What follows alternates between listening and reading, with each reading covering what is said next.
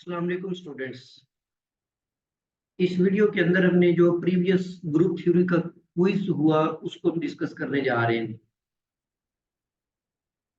तो one by one हम सारे जो क्वेश्चंस हैं उनको हम डिस्कस करेंगे।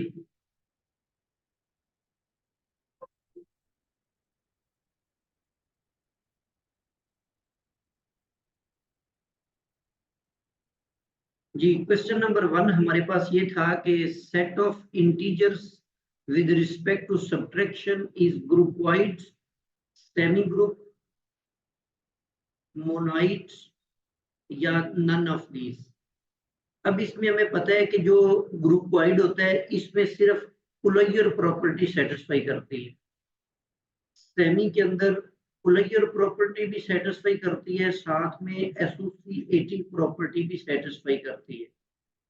और मोनाइड के अंदर कुलैयर प्रॉपर्टी होती है, एसोसिएटिव प्रॉपर्टी होती है और इसके साथ साथ आइडेंटिटी भी एग्जिस्ट करती है। ये चीजें होती हैं जी इनके अंदर। तो अब हमारे पास जो सेट दिया हुआ है ये सेट ऑफ इंटीजर्स है। अगर आप कोई भी दो इंटीजर्स पिक करते हैं जी में से तो उनको आपस में सब्ट्रैक्ट करें तो जो रिजल्ट आएगा वो भी जाहिर बात है कोई ना कोई इंटीजर ही होगा। तो ये तो जी को बिलोंग करेगा, तो इसका मतलब है कुलैयर प्रॉपर्टी इसमें सेटिस्फाई कर जाती है। लेकिन एसोसिएटिव प्रॉपर्टी इसमें नहीं सेटिस्फाई करती, क्योंकि अगर आप कोई दो तीन इंटीजर्स ले लेते हैं तो इनमें से अब हम 1 -2 -3 करें तो ये बन जाएगा 1 - -1, तो ये 2 आ जाएगा। बट अगर हम ब्रैकेट को फर्स्ट 2 टर्म्स के गिर्द ले लेते हैं और तीसरी रकम को अकेला छोड़ देते हैं तो इस सूरत में ये बनेगा -1 और -3 ये -4 बन जाएगा। तो इसका मतलब ये हुआ कि 1 - 2 - 3 ये इक्वल नहीं है 1 - 2 और -3 के। तो इसका मतलब है कि कुलैयर जस्ट सेटिस्फाई करती है, एसोसिएटिव नहीं करती। तो इसका मतलब है कि ये जो हमारे पास गिवन सेट है, सेट ऑफ इंटीजर्स, ये हमारे पास सिर्फ ग्रुप वाइड होगा। ये सेमी ग्रुप भी नहीं है, मोनाइड भी नहीं है, सिर्फ ये कुलैयर प्रॉपर्टी को सेटिस्फाई करता है। Option A is the correct option.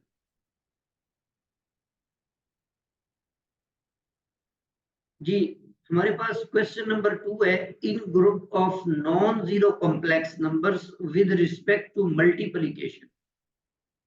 तो हमें ये भी पता है कि जो सेट ऑफ कॉम्प्लेक्स नंबर होता है सी, ये with respect to addition group होता है। और जब हम कॉम्प्लेक्स नंबर्स ले लेते हैं विदाउट जीरो, मतलब नॉन जीरो, तो फिर वो मल्टीप्लिकेशन के लिहाज से ग्रुप होता है। और दूसरी बात ये भी याद रखें कि कोई भी कॉम्प्लेक्स नंबर जब इस फॉर्म में लिखा हुआ होता है a+b/, तो इस नंबर को आप ऑर्डर पेयर की सूरत में भी राइट कर सकते होते हैं। तो अब यहाँ पर आपको जो कॉम्प्लेक्स नंबर दिया हुआ है ये एक ऑर्डर पेयर की सूरत में लिखा हुआ है। मतलब इसको आप यूं लिख सकते हैं 0 1 को 0+1/, दैट इज ओनली अयोटा। मतलब हमसे सिर्फ ये पूछा हुआ है कि अयोटा का इनवर्स क्या है। तो अब अगर आप 0 1 का इनवर्स लेते हैं, मल्टीप्लिकेटिव इनवर्स, तो ये 1/अयोटा बन जाएगा। डिनोमिनेटर से अयोटा को खत्म करने के लिए आप अयोटा से मल्टीप्लाई कर दें, अयोटा से डिवाइड कर दें, तो ये बटे में -1 आ जाएगा और ये माइनस अयोटा बन जाएगा। इसको अगेन अगर आप ऑर्डर पेयर की सूरत में लिखना चाहते हैं तो इसको आप लिखेंगे 0 - अयोटा, तो ये बन जाएगा जी 0 - 1 ऑर्डर पेयर की सूरत। तो C is the correct option.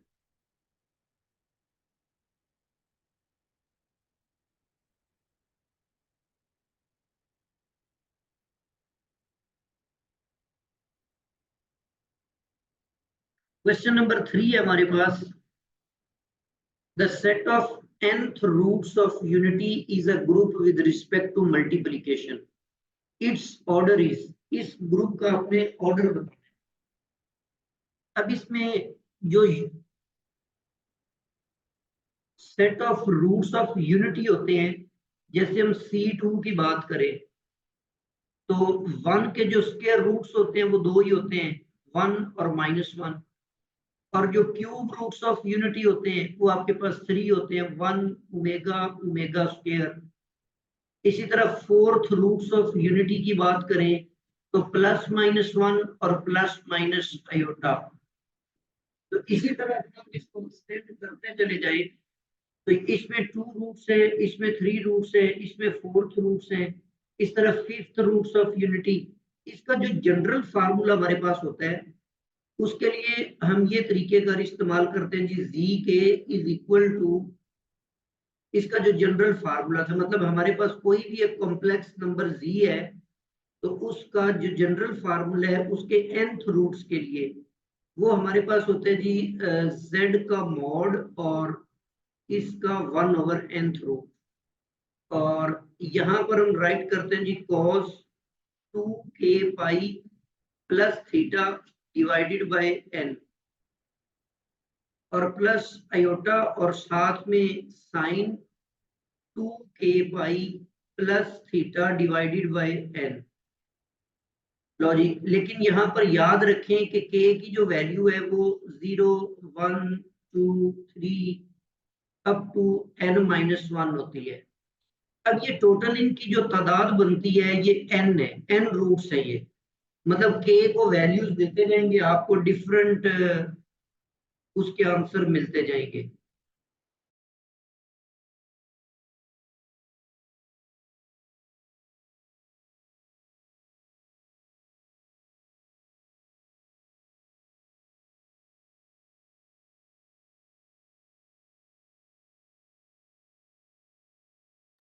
अगर हम इसमें बात कर रहे हैं जी nth रूट्स ऑफ यूनिटी की, मतलब बेसिकली हम z की वैल्यू जो है वो 1 ले रहे हैं, ये हमारे पास कॉम्प्लेक्स नंबर है। तो अब z का जो मॉड होता है वो तो 1 आ जाता है, और इसके लिए जब हम थीटा कैलकुलेट करते हैं तो वो भी टेंजेंट इनवर्स 0/1, क्योंकि z को आप लिखेंगे ना स्टैंडर्ड फॉर्म में तो 0 + 1 आयोटा होता है। तो यहाँ पर जो y की वैल्यू है वो 0 आप ले रहे हैं और x की वैल्यू 1 ले रहे हैं तो ये भी 0 आ जाते हैं। इसलिए जो nth रूट्स हैं यूनिटी के वो हमारे पास आ जाएंगे z के, ये z mod 1 कर दिया हुआ है और यहाँ पर थीटा भी 1 कर दें, यहाँ पर भी थीटा 1 कर दें, तो ये आपके पास जो nth रूट्स इसके आ जाएंगे वो बनेंगे 2k pi divided by n और plus iota sine 2k pi divided by n। But जो k की वेरिएशन है वो वही रहेगी कि 0 1 2 3 एंड अप टू n-1 तक जाना है। तो ये टोटल n-1 नहीं है, क्योंकि 0 को भी साथ में शामिल करेंगे तो टोटल ये n रूट्स आ जाएंगे। तो इसका मतलब है यूनिटी के जो टोटल रूट्स होते हैं वो n होते हैं। जैसे यहाँ पर स्क्वायर रूट की बात की तो ये 2 है, क्यूब रूट्स की बात की है तो वो 3 है, फोर्थ रूट्स की बात की वो 4 है। इस तरह n रूट्स होंगे, उनकी तादाद भी n होगी। तो इसका मतलब है कि करेक्ट ऑप्शन जो है वो A option is the correct option. Question number 4 है, हाँ जी, यहाँ पर एक स्टेटमेंट दी हुई है कि in the morning we first put on socks then shoes, but at night we have to start by taking off our shoes before we can take off our socks. तो group theory के अंदर ये मिसाल हम किस property को explain करने के लिए देते हैं?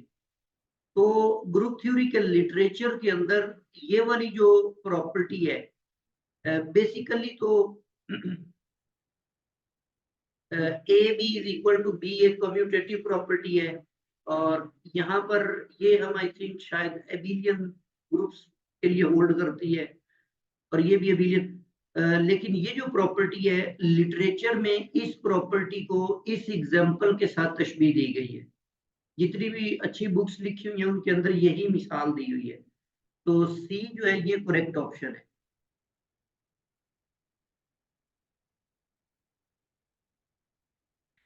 क्वेश्चन नंबर 5 है, which of the following set is not closed under the given operation?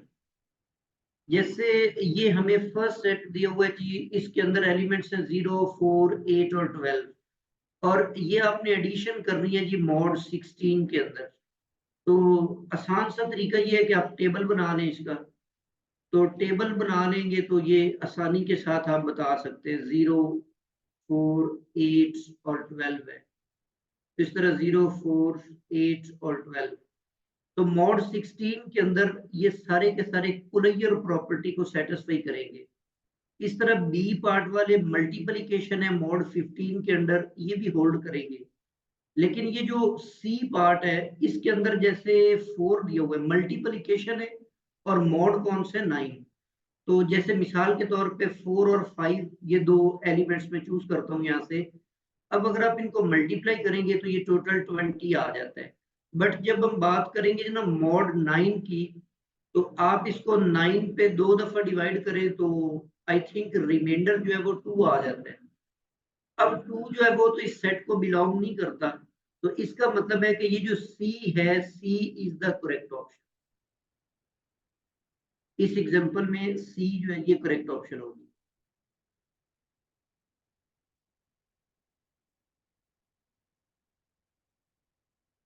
Ji next हमारे पास है G a group G is abelian if and only if xy is equal to zx implies y is equal to z। और फिर उसके बाद ये आगे दो स्टेटमेंट्स दी हुई हैं। अभी हमने प्रीवियस स्लाइड में ये पढ़ा था कि ए बी का जो इनवर्स होता है ना, वो बी इनवर्स ए इनवर्स के बराबर होता है। लेकिन अगर आप ग्रुप को एबिलियन मान लेते हैं, एबिलियन ग्रुप की सूरत में आप इसको राइट कर सकते हैं जी A B inverse is equal to A inverse और बी इनवर्स। तो ये भी करेक्ट ऑप्शन है। ये सारे तीनों जो है डिफरेंट थ्योरम्स की स्टेटमेंट्स हैं। ठीक है, मतलब ये 3 डिफरेंट थ्योरम्स हैं कि अगर ग्रुप जी एबिलियन हो तो ये उसी वक्त पॉसिबल होगा जब ये वाली स्टेटमेंट होल्ड करे। इस तरह जी एबिलियन होगा अगर ये वाली स्टेटमेंट होल्ड करे, और इसी तरह ये वाली स्टेटमेंट होल्ड। तो इसका मतलब है कि ये तीनों ऑप्शंस जो है ये ट्रू हैं। तो डी ऑप्शन जो है ये करेक्ट ऑप्शन होगी, ऑल ऑफ दीज प्रॉपर्टीज।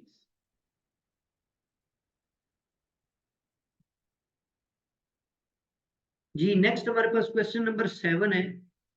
जी एक सेट दिया हुआ है जिसमें ये चारों एलिमेंट ऐसे मैट्रिसेस मौजूद हैं जिनमें ये चार एलिमेंट्स दिए हुए हैं ए सारे सेम एलिमेंट्स हैं। तो आपने ये बात बतानी है जी ये groups with respect to matrix addition, sorry ये जो सेट है ये एक ग्रुप है with respect to matrix addition, ये एक ग्रुप है with respect to matrix multiplication, या दोनों में ही है। तो मोस्टली लोगों ने इसमें मिस्टेक ये की थी कि आपने इसको अंडर एडिशन ग्रुप बना दिया, अंडर मल्टीप्लिकेशन नहीं बनाया।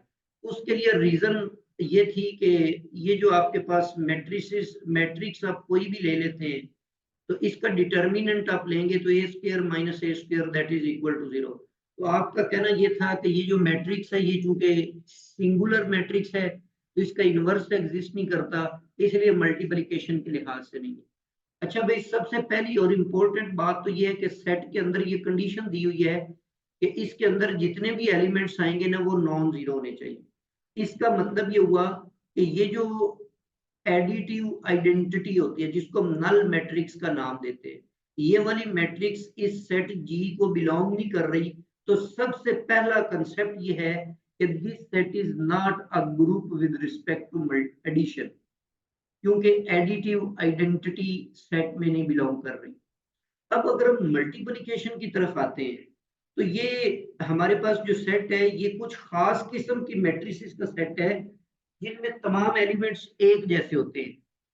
अब इसमें अगर आप कुलैयर प्रॉपर्टी की बात करें तो मैं कोई भी दो इसमें से मैट्रिक्स पिक कर लेता हूँ। एक मैंने ये फर्ज कर ली, दूसरी मैंने B B B B B, मतलब ये सारे एलिमेंट्स इनके सेम है। ये दो मैट्रिसेस मैंने उठाई, अगर आप इनको मल्टीप्लाई कर देते हैं, फर्स्ट रो को फर्स्ट कॉलम से मल्टीप्लाई करेंगे तो ये A B plus A B बन जाएगा 2ab।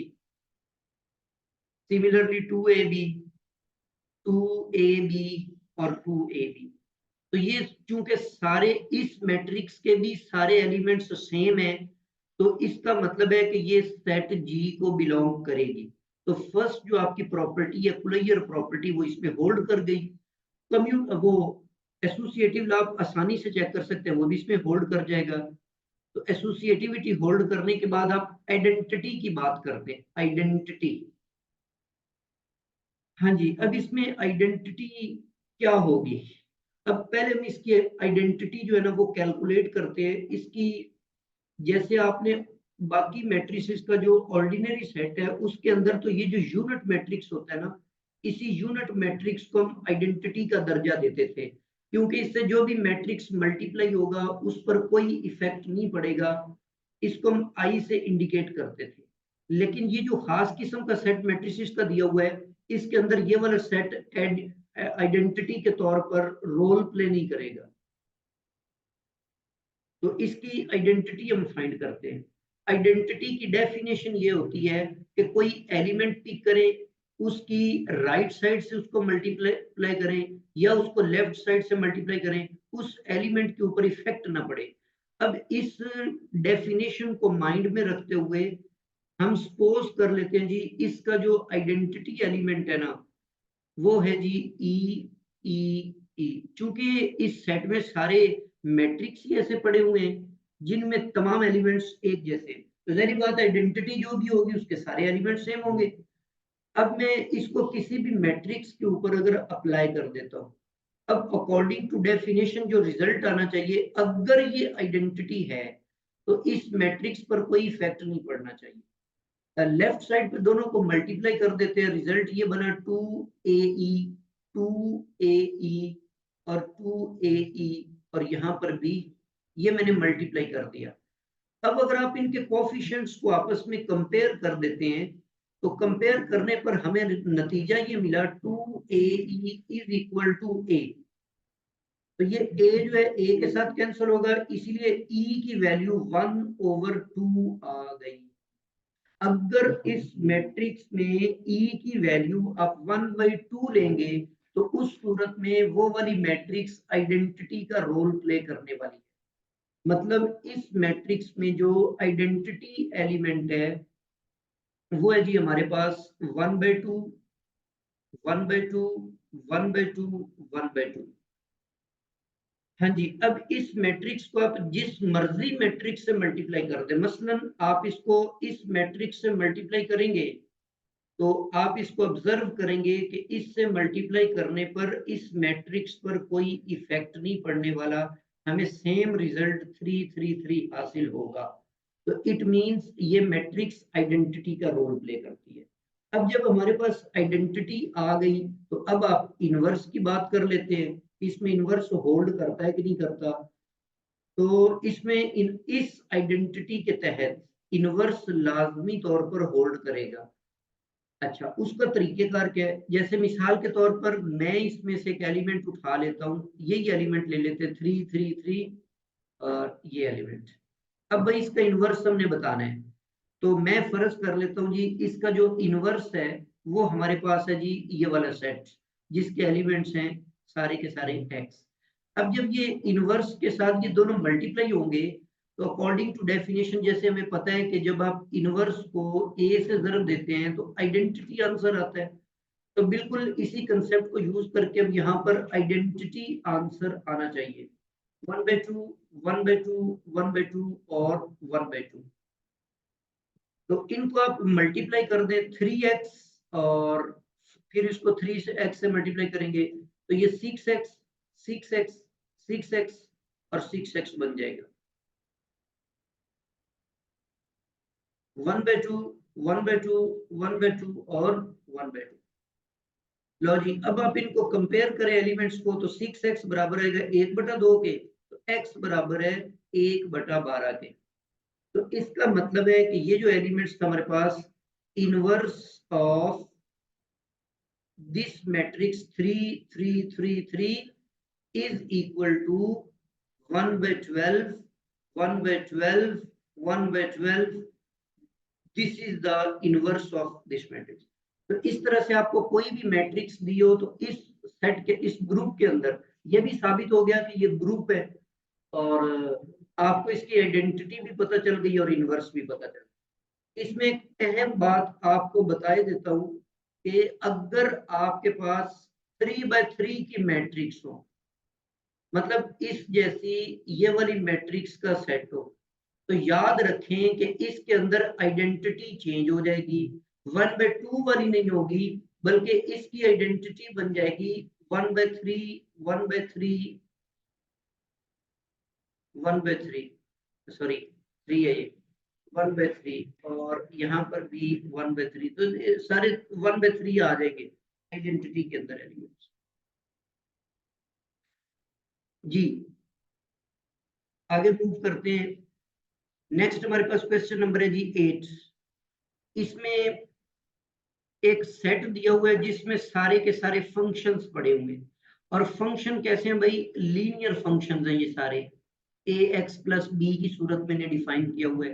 इनके जो कोएफिशिएंट्स हैं वो रियल नंबर्स हैं, और ए पर कंडीशन है जो लीडिंग कोएफिशिएंट है वो जीरो नहीं होता, ये तो हमें पहले ही पता है। तो ये लाजमी तौर पर ग्रुप है, group of mappings under composition. जो फंक्शन की कंपोजिशन होती है ये इसका बाइनरी ऑपरेशन है। तो आपने इस एलिमेंट का इनवर्स फाइंड आउट करना है। तो अब इसका इनवर्स फाइंड करने के लिए जाहिर बात है इनवर्स भी इसी सेट का कोई एलिमेंट होगा। तो मैं फर्ज कर लेता हूं कि इसका जो इनवर्स है वो है जी हमारे पास ए एक्स प्लस बी। तो अभी फिलहाल हमें ए बी का पता नहीं है कि ये किसके बराबर है। तो according to definition of inverse, जैसे अभी मैंने बताया कि ए को ए इनवर्स से अगर ऑपरेट करते हैं तो आपके पास आइडेंटिटी आना चाहिए, या जनरली यूं लिखेंगे कि ए का स्टेरिक ए इनवर्स के साथ लें तो वो आइडेंटिटी एलिमेंट आता है। तो अब मैंने एफ को, एफ और जी की कंपोजिशन लेनी है। तो नतीजे के तौर पर इस सेट की जो आइडेंटिटी होती है वो ये वाला फंक्शन होता है, क्या इसको कहते हैं, आइडेंटिटी फंक्शन। तो इसका मतलब है कि इसको फिर हम राइट कर सकते हैं जी, G of X is equal to I of X. आपको पता है कि ये एक्स ही होता है, आइडेंटिटी फंक्शन जो होता है I of X that is equal to X. तो यहाँ पर आप जी ऑफ एक्स की वैल्यू ले लेते हैं जी, A X plus B is equal to X आएगा। तो एफ वाले फंक्शन के अंदर ये रिप्लेस करेंगे, तो एफ वाला फंक्शन है 2x को रिप्लेस कर दिया ए एक्स प्लस बी, और प्लस इसमें क्या है 4 है, इज इक्वल टू एक्स है। 2 को मल्टीप्लाई कर देंगे, 2ax plus 2b plus 4 is equal to X आ जाएगा। अगर आप लेफ्ट और राइट हैंड साइड के ऊपर x के कोएफिशिएंट्स को कंपेयर करें तो 2a बराबर आएगा जी 1 के, और यहाँ से a की कीमत 1/2 निकल आएगी। और सिमिलरली 2b जो है वो प्लस 4 ये बराबर आएगा 0 के, क्योंकि राइट हैंड साइड पर कोई कांस्टेंट टर्म नहीं है। तो b यहाँ से -2 के बराबर आ जाएगा मेरा ख्याल है। तो इसका मतलब है कि g ऑफ x की कीमत फिर बन जाएगी 1/2x माइनस, जी ये आपके पास इनवर्स फंक्शन आ गया। तो ये ऑप्शन ए जो है this is the correct option.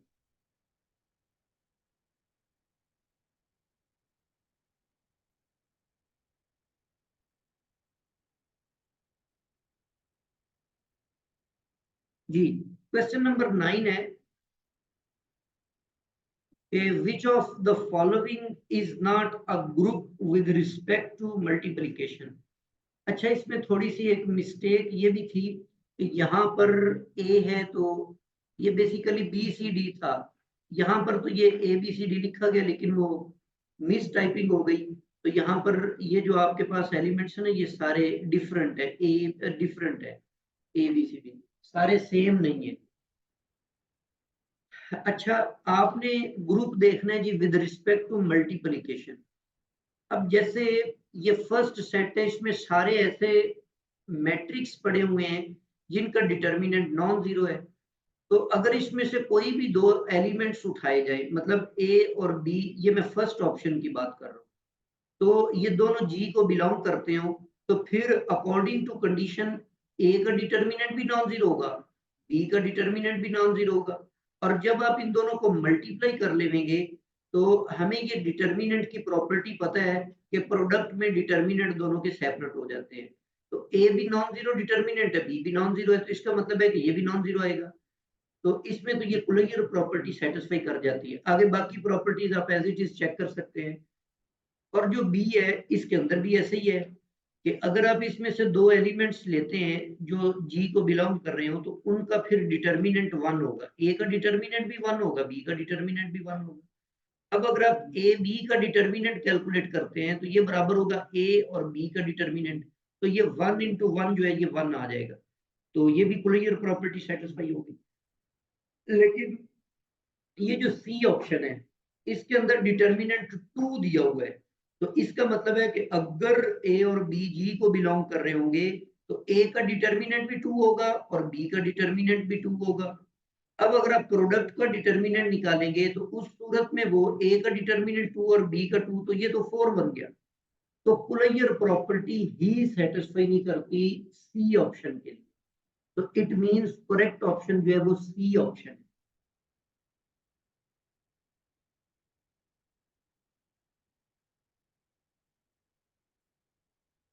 Next हमारे पास एक बहुत खूबसूरत सी मिसाल दी हुई थी कि u ऑफ 8, ये इनको आप यूनिट्स का ग्रुप भी कहते हैं। तो एक अलग रीजन है कि यूनिट्स का ग्रुप क्यों कहते हैं, वो रिंग थ्योरी के अंदर पढ़ने वाले। तो ये आपके पास एक ग्रुप है with respect to multiplication under mod 8। तो ये एबिलियन ग्रुप है, ये साइक्लिक ग्रुप है, या ये एबिलियन और साइक्लिक दोनों है, या इनमें से कोई भी नहीं। तो एबिलियन ग्रुप तो ये है, ठीक है ना। अगर आप 3 को 5 से मल्टीप्लाई करें तो ये आपके पास 15 बनता है। और मॉड 8 में अगर आप इसकी बात करें तो 8 2 16 तकरीबन 7 बन जाएंगे, एग्जैक्टली 7 बनेगा। और अगर आप 5 इंटू 3 लेते हैं तो भी सेम रिजल्ट आपको हासिल होगा। तो ये एबिलियन ग्रुप तो है, लेकिन ये साइक्लिक नहीं है। अच्छा, साइक्लिक ग्रुप की क्या पहचान है, उसकी डेफिनेशन ये थी कि एक सिंगल एलिमेंट सारे के सारे ग्रुप को जनरेट करे। अगर ऐसा एलिमेंट आपको मिल जाता है तो इसका मतलब है कि वो साइक्लिक ग्रुप है। जैसे मैं इसमें से वन ले लेता हूँ, अब वन को वन से मल्टी वन की पावर लेते हैं तो वो तो वन आएगा। तो ये तो कहानी यहीं पर खत्म हो गई। तो वन की पावर वन ले तो वन आता है, टू पावर ले तो भी वन आता है, जो मर्जी पावर ले वन आएगा। मजीद अगर आप 3 की पावर 1 लेते हैं तो 3 आएगा, और 3 की पावर 2 लेते हैं तो 9 आएगा। तो मॉड 8 दिया हुआ है तो मॉड 8 में ये इक्विवेलेंट टू 1 हो। तो इसका मतलब है कि 3 का जो स्क्वायर है ना, 3 का ऑर्डर जो है वो 2 है। क्योंकि ऑर्डर की एलिमेंट के ऑर्डर की डेफिनेशन हमने यूं पढ़ी थी कि A N is equal to ई आ जाए तो फिर ये जो पावर एन होती है ये ए का ऑर्डर होता है। तो 3 का ऑर्डर 2 है, 5 का स्क्वायर लें तो वो 25 बनता है, लेकिन 8 पर डिवाइड करते हुए रिमाइंडर 1 आ जाएगा। 5 का ऑर्डर भी 2 है। 7 का स्क्वायर लेते हैं तो वो 49 आएगा। तो मॉड 8 के अंदर भी ये 1 होता है। तो इसका मतलब है कि इसका जो आइडेंटिटी के अलावा सारे एलिमेंट्स हैं उन तमाम का ऑर्डर 2 है। अच्छा, साइक्लिक ग्रुप के लिए एक और थ्योरम भी था कि जो जनरेटर उस एलिमेंट को कहते हैं जिसका ऑर्डर ग्रुप के ऑर्डर के बराबर हो। तो इसमें तो कोई एलिमेंट जनरेटर है ही नहीं, तो इस वजह से ये साइक्लिक ग्रुप नहीं हो सकता, सिर्फ ये एबिलियन ग्रुप है। तो इसका मतलब है A is the correct option.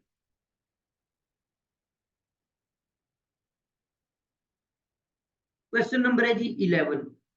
ये मॉड 12 का एक सेट दिया हुआ है Z12, और नंबर ऑफ जनरेटर्स आपने बताने हैं जी। अच्छा, इस Zn के अंदर जो जनरेटर्स होते हैं वो ऐसे नंबर्स होते हैं, मतलब x को मैं बोल दूंगा कि x is the generator off z, a को बोल दूंगा कि ये zn का जनरेटर है। शर्त उस पर ये होगी कि a का जीसीडी जब निकालेंगे ना n के साथ तो वो 1 आना चाहिए। इन अदर वर्ड्स वो रिलेटिव प्राइम होना चाहिए। अब किसी गिवन इंटीजर से स्मॉलर रिलेटिव प्राइम्स जो होते हैं उनकी तादाद कितनी होती है, ये हमें मिलता है जी फाई ऑफ एन से, आइलर फाई फंक्शन से, ठीक है ना। आइलर फाई फंक्शन यूज करके हम जनरेटर्स की तादाद निकाल सकते। तो इस सूरत में हमारे पास जो n है वो 12 है। तो अगर हम ऐसा कर लें कि number of generators of Zn is equal to phi of n, तो यहाँ पर हमारे पास Z12 है